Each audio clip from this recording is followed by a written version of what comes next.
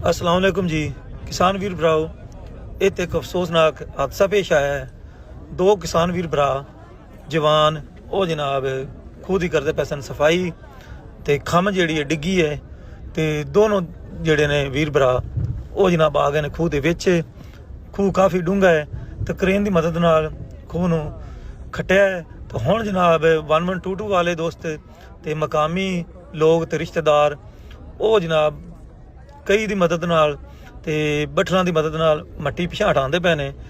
ते ये जगह है परपोरा चौक दे नाल, तहसील दीपालपुर है साड़ी ते बसीरपुर शहर है, उत्थे अफसोसनाक वाक़या पेश आया है।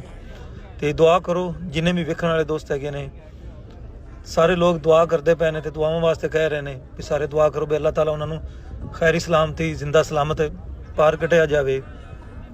तो सारियां जमैशां इंज लगता भी सारियां किसान वीर भरावां वास्ते हैगियां ने।